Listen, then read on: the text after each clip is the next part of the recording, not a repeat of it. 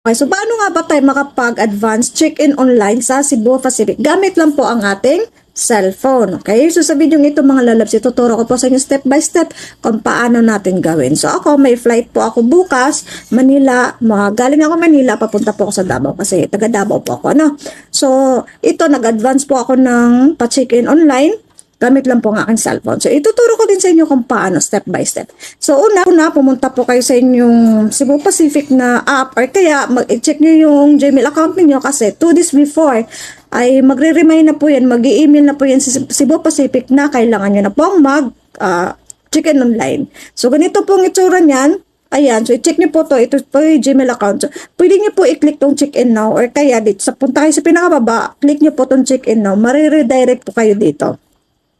Okay, so mariredirect po kayo dito sa another site. So dito, kung kagaya nito nakikita nyo sa akin, i-click nyo lang po to. So, yan. Yung may bilog na yan, click nyo po yan para mariredirect po kayo dito. Okay, so pag mariredirect na po kayo dito, halimbawa sa akin kasi 5 kami kasama yung asawa ko at mga anak at 3 kong anak, ay kagaya nito.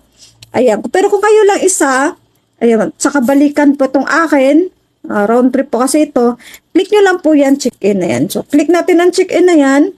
Po sa check-in po, ito po, dito po kayo kasunod mapupunta. So, dito po kayo kasunod mapupunta sa step 2 na po siya, no?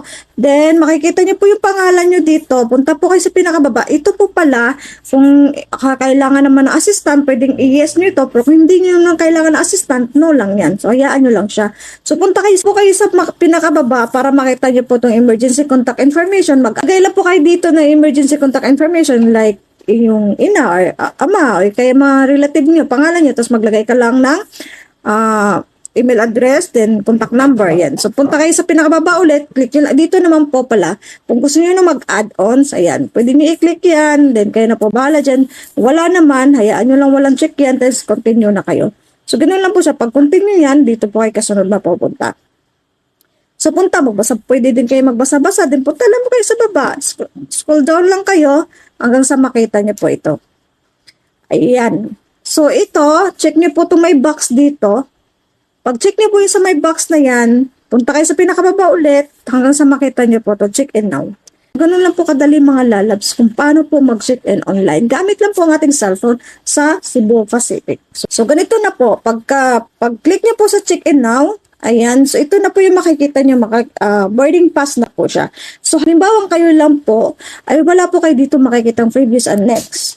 No, pero pag dalawa kayo, 3 kayo, screenshot nyo po yan, screenshot nyo po.